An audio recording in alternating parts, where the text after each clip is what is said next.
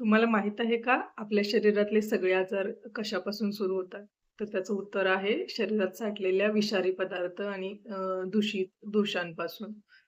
तर नमस्कार, मी doctor Priyanka Mane, Aarush Ayurved multi speciality clinic, Satara येथून तुम्हाला आज पंचकर्माबद्दल थोडक्यात माहिती सांगणार आहे.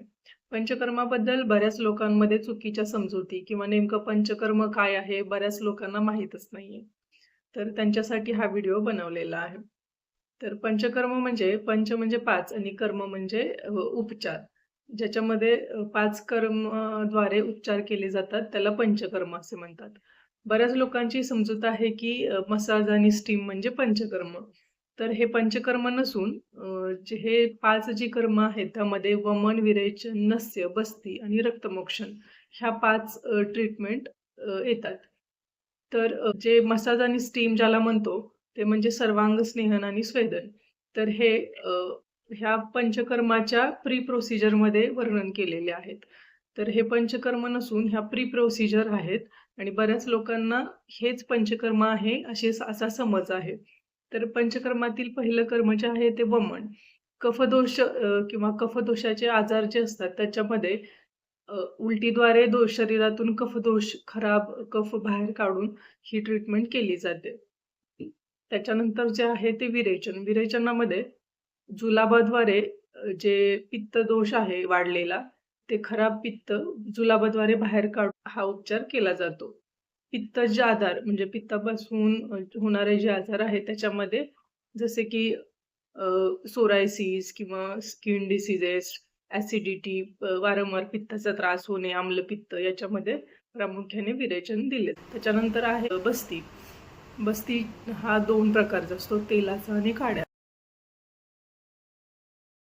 काढा हे गुदमार्गाद्वारे औषधी स्वरूपात रुग्णास दिले जाते. त्याला बस्ती असे म्हणतात. आणि त्याच्यानंतर जे येतं ते नस्य. बस्ती जो आहे तो प्रामुख्याने वातदोष वाढल्यानंतर. वात जिथे जिथे असतो, जिथे पेन असतं तिथे तिथे वात असतो असं आयुर्वेद मानतं. तर ज्या ठिकाणी पेन असतं जसं की संधिवात, आमवात या रुग्णांमध्ये किंवा व्याधीमध्ये बस्ती चिकित्सा प्रामुख्याने दिली जाते. त्याच्यानंतर येतं नस्य. नस्य म्हणजे औषधी तेल किंवा तूप नाकाद्वारे सोडले जाते. तर हे ऊर्ध्वजत्रुगत आजार म्हणजे मानेच्या वरती जे आजार असतात जसे की कफाचे आजार, झोप न येणं, स्ट्रेस येणं, केस पांढरे होणे या कंडिशनमध्ये नस्य हे फायदेशीर ठरते. त्याच्यानंतर शेवटचा जो पंचकर्मातील उपचार आहे तो म्हणजे रक्तमोक्षण. रक्तमोक्षण हे वेगवेगळ्या प्रकारे केलं जातं. म्हणजे लीच वापरून करणं, सिरावेद करून रक्तमोक्षण करणं असे अनेक त्याचे प्रकार असतात. त्या ठिकाणी अशुद्ध रक्त साठून लोकल संप्राप्ती असते. त्या ठिकाणी रक्तमोक्षण जर का केलं तर त्वरित आराम मिळालेला दिसून येतो. तर ही प्रामुख्याने पंचकर्मामध्ये समाविष्ट असलेल्या चिकित्सा आहेत. तर रुग्णाचा आजार आणि त्याला काय संप्राप्ती आहे, त्याचे कुठला दोष वाढलेला आहे हे बघून वैद्य ठरवतो की त्याला कोणती चिकित्सा ही सुटेबल राहील. आयुर्वेद आणि पंचकर्म यांचा वापर करून अगदी तापापासून ते कॅन्सरपर्यंत सर्व व्याधींवरती उपचार अवेलेबल आहेत. इन्फर्टिलिटी, आम्लपित्त, संधिवात, आमवात, skin disease, liver disorder, kidney failure यासारख्या बऱ्याच आजारामध्ये आयुर्वेद हे खूप छान पद्धतीने रिझल्ट देत आहे.